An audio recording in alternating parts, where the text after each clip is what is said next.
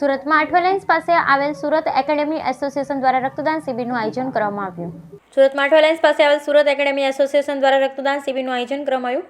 આ રક્તદાન શિબિરના મુખ્ય હેતુથી થેલેસેમિયા બાળકો માટે રક્ત પૂરું પાડવાના હેતુથી આ રક્તદાન શિબિરનું આયોજન કરવામાં આવ્યું.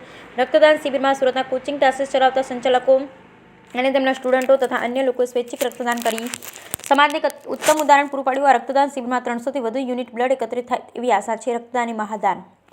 Bureau report Sunil Ganjawala, Surat. હું મુકેશ પરમાર, સુરત એકેડેમિક એસોસિએશનમાં વર્તમાન પ્રમુખ.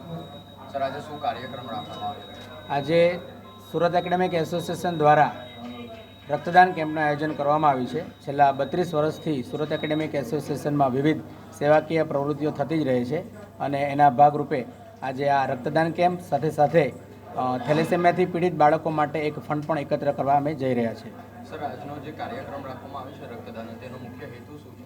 આજના રક્તદાન કેમ્પનો મુખ્ય હેતુ તો જે થેલેસેમિયાથી પીડિત બાળકો, જે ઈચ્છારામ મજમુદાર ચેરિટેબલ ટ્રસ્ટ કે જ્યાં 270થી પણ વધુ બાળકોને વિના મૂલ્યે એ લોકોને બ્લડ ટ્રાન્સફ્યુઝ કરી આપવામાં આવે છે, તો આ સંસ્થા માટે જ આજના કાર્યક્રમનું અમે ખાસ આયોજન કર્યું છે.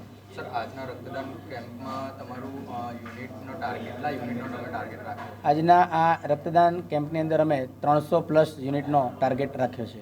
અને સર, તમારી સાથે અન્ય કેટલા એકેડેમિક ટ્યુશન ક્લાસીસવાળા જોડાયા? સુરત એકેડેમિક એસોસિએશનમાં 320થી વધુ સભ્યો જોડાયેલા છે.